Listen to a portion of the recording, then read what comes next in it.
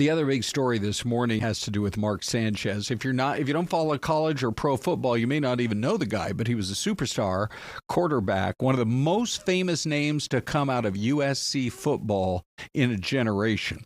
And he's been a longtime sports commentator for Fox on the NFL broadcast, but something happened along the side of a hotel and restaurant in downtown Indianapolis where, you'll hear a little bit of the news conference just wrapped up within the last couple of hours out of Indianapolis. I mean, people want answers because it's just hard to, if you've seen the pictures, sorry, we don't have permission to use them yet, maybe by tomorrow. But if you've seen the pictures, the guy who got in the fight with Mark Sanchez looks so badly beaten up, Des.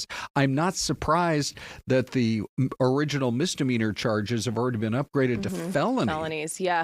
And this is not to make light of this situation at all. But, you know, that saying when they say, oh, you see how beat up I am, you should see the other guy. Yeah. In this case, that is very true. So I think initially this came out, we hear he's stabbed.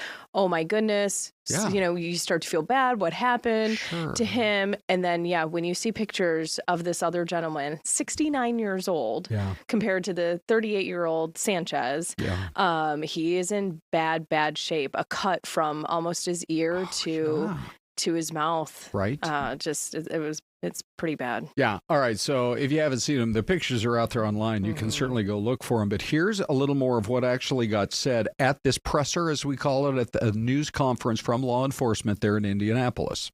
And with that additional information, we have added more serious charges against Mr. Sanchez. At this point in time, we have filed a felony charge, a level 5 felony of battery involving serious bodily injury, which contains a penalty of 1 to 6 years. You have the allegations involve a 38-year-old man becoming involved in an altercation with a 69-year-old man who sustained significant and very severe injuries as a result of that altercation. The probable cause outlines kind of the initial nature of that dispute.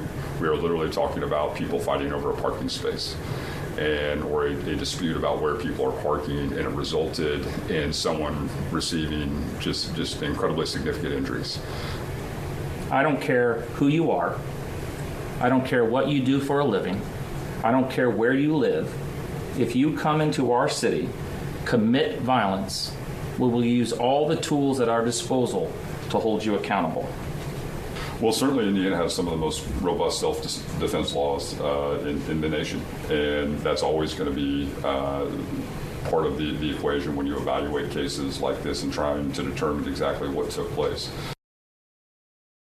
So that's just some. The big headline coming out is an upgraded charge to a felony with a max of 6 years in prison. We got a long way to go. You're always innocent until proven guilty in this country. But it doesn't look good for him, that's for sure. So he's already been charged with battery, resulting in injury, public intoxication, unlawful entry of a motor vehicle, and then the upgraded charge that you just heard about there that brings it up to a felony case. Right, so he's facing those felonies and still some of those misdemeanor charges. And then after taking a look at everything, they say some of the factors that allowed them that led them to increase the charges, the victim's injuries, the victim's age. So that is some of the things they took into consideration here. And he's extremely hard of hearing. Of course, Sanchez would not have known this at the time, but it says right here in the affidavit that he didn't, this is the older man, didn't have his hearing aids in because the truck is so loud when he's doing this exchange of the frying oil for the hotel. So he had to lean in close to Mr. Sanchez to hear what he had to say. And that again, in the affidavit, it says, stated that Mr. Sanchez smelled of alcohol and his speech was slurred.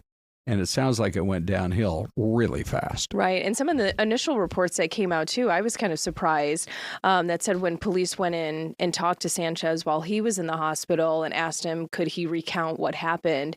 He stated to them that he didn't even know where he was. And this is the night before he's supposed to do the play-by-play broadcast to be watched by millions of people. Yeah. Yeah. Okay, well, we asked TMZ about all this, what they had learned so far. Eric Wilson just joined us a little while ago, and here is what he had to say. First of all, we should say that in fairness to Mark, he has not released a statement yet, so we do not know his side of the story fully. But yeah, very interesting situation this past weekend in Indianapolis. He was there to call the game yesterday. Obviously, he didn't make it there, but I guess there was an altercation late at night. Maybe some alcohol was involved. A 69-year-old man was delivering fryer oil to a hotel, and I guess Mark took we're not really sure how it started, but the guy was parked on a loading dock, and I guess him and Mark got into an altercation. The 69-year-old man maced Mark, didn't do anything to him, so he brought out a knife, apparently stabbed Mark a few times. Mark may have gotten the knife back, stabbed the guy. He has lacerations across his face. It was a really bloody mess, and both people got pretty injured in this situation. So did it sound like, from what you've been able to determine, that Mark started it?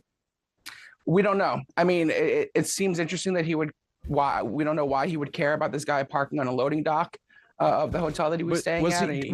Was he in his deliveries, so that's vehicle, where you make deliveries, at the loading dock. Yeah. Okay. So it's unclear exactly why or how this really started, and we really won't know until Mark's statement, I feel like, to shine some more light on the situation. Well, and one of the articles that I read, Eric, this morning it says investigators reviewed hotel surveillance footage, which appeared to show Sanchez jogging into the alley and approaching the man's box truck. The two were seen talking before the interaction turned then physical. So you had this conversation, right? According to investigators anyway. But I think it's just kind of like this, again, like you mentioned, we have to wait for his statement, because what a crazy ordeal in the middle of the night. And why would he care to begin with? It's just a very weird situation. I feel like we're still missing some pieces, so I don't want to put any blame on one particular person right now. But it is a very weird situation, and I think alcohol was involved as well. So, and it's a work trip. Like, this is Ron. How many times have you gone on a work trip? Right. And you're like, okay, I'm going to hold off. I'm only having one martini. You know what I mean? Your job is to be on TV, broadcasting, and staying focused the entire time. Right. Being out that late for drinks is not a good look. But yeah, the press conference earlier this morning, it was announced that he's facing a level 5 felony battery charge. Oh, so it got upgraded. Yeah, so that's a 1 to 6 year sentence, possibly. Okay, so a lot of the details now, we have all learned just this morning in terms of what's happening, but we'll follow it all the way through.